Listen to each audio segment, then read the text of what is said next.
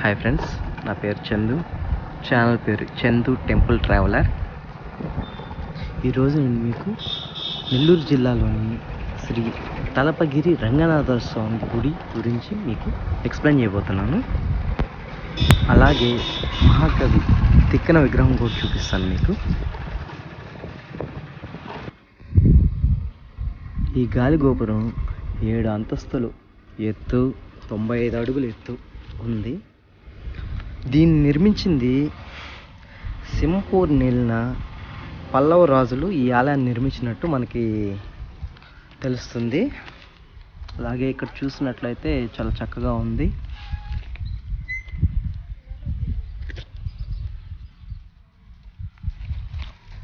ఒకసారి లోపల చూద్దాం. లోపలికి ఎంట్రన్స్ ఇది. స్వామివారు వచ్చారు. ఎవరు అతను? లోపలికి వెళ్దాం మనం.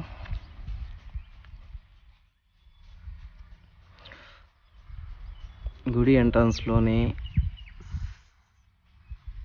శిల్పకళ బాగా చక్కగా అర్థమవుతుంది. బాగా చెక్కారు రాయికి. ఇది ఏకశిల, చాలా చక్కగా చెక్కున్నారు.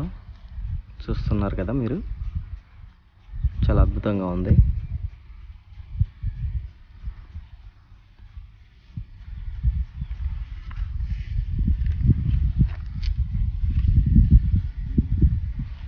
లోపలికి వెళ్దాం మనం. లోపల ఎలా ఉందో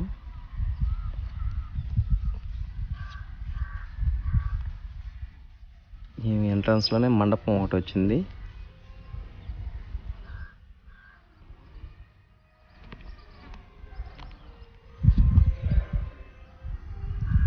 ఈ గుడి గురించి నేను ఇంకా కొంచెం తెలుసుకున్నాను. ఇది 12వ శతాబ్దం చెందింది. మొదట దీన్ని వైకుంఠంగా పిలిచేవారు. తర్వాత 17వ శతాబ్దంలో శ్రీ తలపగిరి రంగనాథ స్వామిగా పిలుస్తున్నారు దీన్ని. ఈ గుడిని గాలిగోపురం చూసారా? మెయిన్ ఇదేను గాలిగోపురం స్వామివారిది. శంకు చక్రాలు, శంకు ఇటు సైడ్ చక్రం, చాలా అద్భుతంగా ఉంది.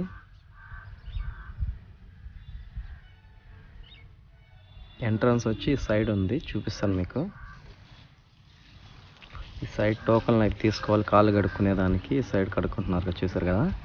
సైడ్ టోకన్ తీసుకునేదానికి టెంకాయలు అవి ఇవి హారతికి వాటికి. ఈ లెఫ్ట్ సైడ్లో మనకి ఇక్కడ కళ్యాణం ఏదైనా చేసినా స్వామివారికి ఈ సైడ్ చేస్తారంట.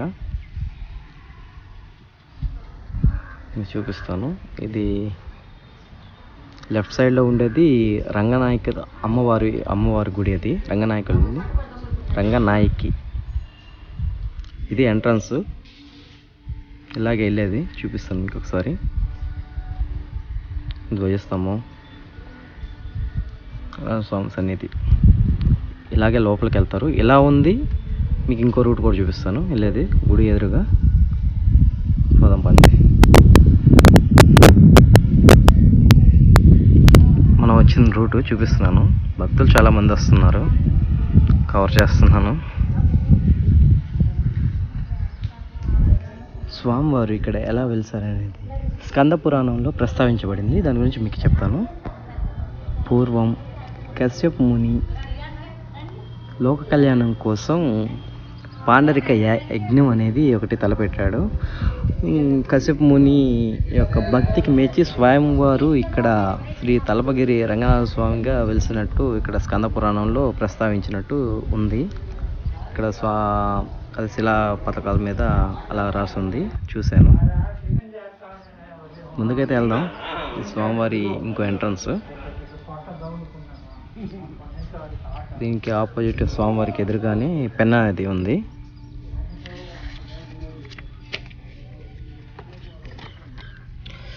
మరో కథనం ప్రకారం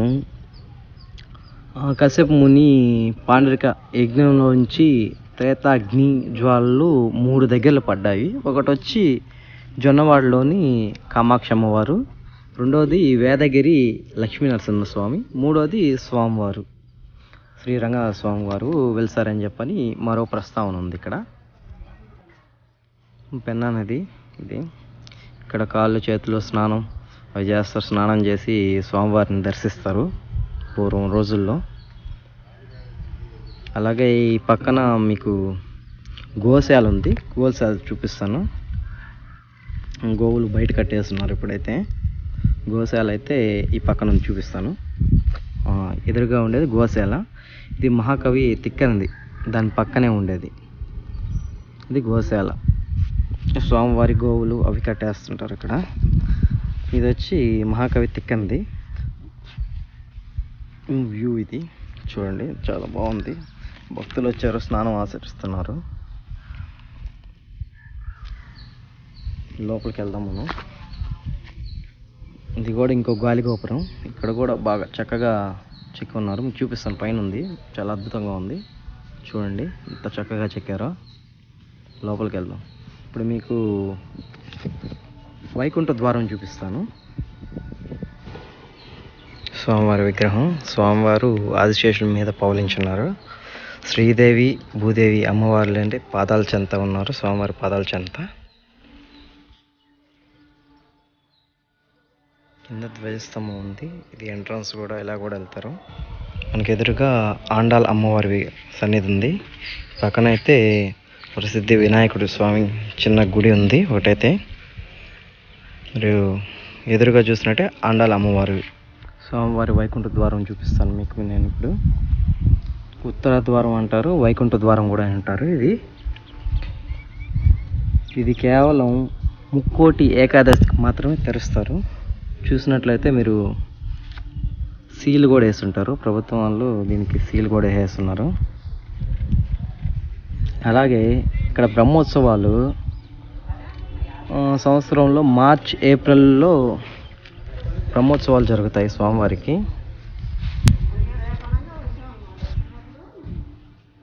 ఇది గుడిలో నుంచి బయటకు వచ్చే దారి. దర్శనం చేసుకున్న తర్వాత బయటకు వచ్చేదానికి దారి ఇది. నేరుగా వెళ్తే ఆఫీసు.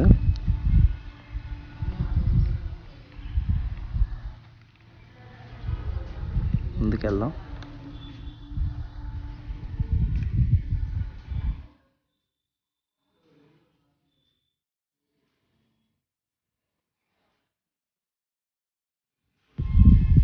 ఓకే ఫ్రెండ్స్, నా ఎక్స్ప్లెనేషన్ నచ్చినట్టయితే మీరు లైక్ చేయండి, షేర్ చేయండి, సబ్స్క్రైబ్ చేసుకోండి ఛానల్ని.